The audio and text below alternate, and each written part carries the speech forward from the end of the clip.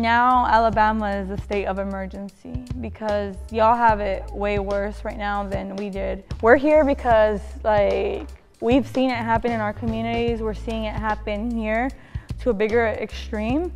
And we're seeing folks that, here there aren't grassroots organizations that are set because there had never been the need for one. I'm treating this as if a class 1 emergency, like if Hurricane Katrina had hit.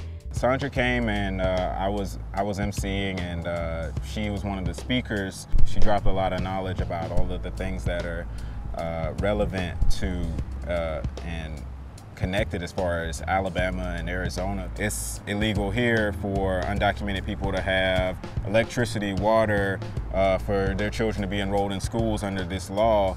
And it's really shown how degrading the power structure here that would uphold something like that, and all of the people that voted on something like that. La ley HB 56 nos viene a afectar, separa nuestras familias, no nos deja trabajar, viola los derechos de nuestros hijos que son ciudadanos americanos, porque no les está separando a su padre y a su madre. Ahora ya no puedes llamar a la policía, no puedes reportar ningún incidente, porque ha estado pasando cosas donde la gente reporta incidentes y en vez de ser efectivos, ahora simplemente por la HB 56 vienen y sin deber nada te están encarcelando, te están tratando como criminal, cuando no lo eres. Eres una persona que viene a trabajar, que quiere mejorar su familia, quiere mejorar su estilo de vida.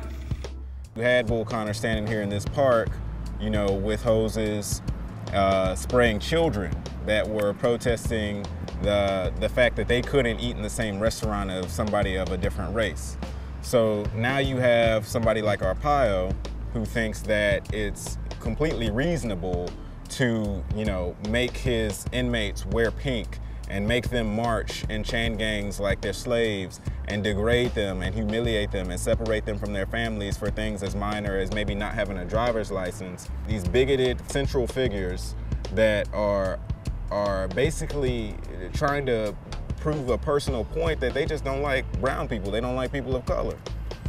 It's a shadow of the past that's coming back, but it's, in all honesty, it never left. I mean, it's always been here, and it's always going to be unless we start doing things like organizing against Wells Fargo and organizing students, organizing LGBT, organizing the disabled, organizing all of these disenfranchised groups that have been stepped on and been messed over by the big institutions of America, and basically make them say, hey, we got to step up and say, this is it. We're not going to repeat the civil rights movement every 40 years.